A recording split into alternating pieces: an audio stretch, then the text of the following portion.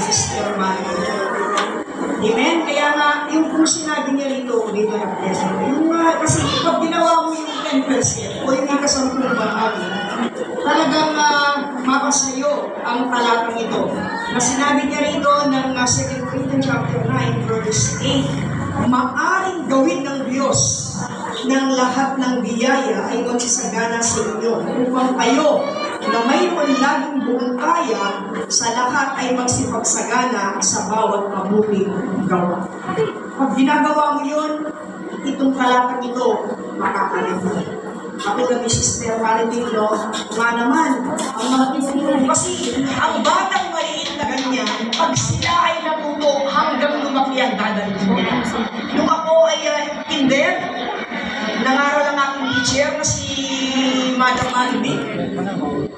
Ngayon, naging Kristiyano ako. Johan, kailangan.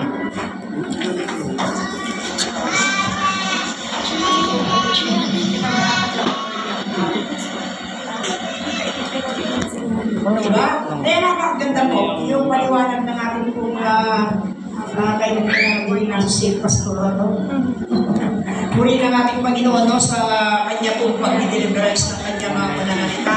Nga naman, kasi minsan, yung blessing ng Lord sa atin, hindi natin nakikita. Akala mo kasi, doon lang sa pagbili ka ng maraming pera, doon ka lang na, ay Lord, thank you Lord. No, pero pagdating doon sa araw-araw na binibigay ng Diyos sa akin ang pag-iingat, no, hindi mo natin nakikita yung buhay ka, ligtas ka, hindi mo minsan na-appreciate ito. Pero kailangan natin makita yung blessing na binibigay ni Lord. Hindi lang doon sa malaki na pagpapala sa atin na dumarating. Kung hindi araw-araw, pag nililigtas ka ng ating Panginoon sa blessing, pagpapala yan. Amen? Kahit may mga pagsubok minsan, blessing pa rin po yan. Bakit?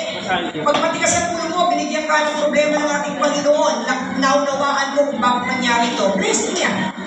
Amen? Ayaw kanyang, sabi ko nga kahapon kay Pastor Al, kay Brother John Martin, kasi po, no, ay nandun po siya sa akin kahapon. Alam mo ninyo, sabi ko nga, pagka mahal ka ng Diyos, hindi pwedeng hindi ka sasaway ng Panginoon. Sa ayaw at sa gusto mo. Mahal ka kasi ng Panginoon eh.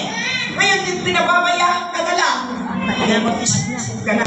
Baka ikaw ay hindi na anak ng Diyos.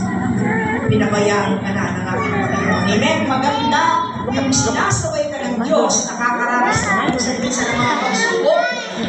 At doon mo ma-realize na mahal ka ng Panginoon. Meron ka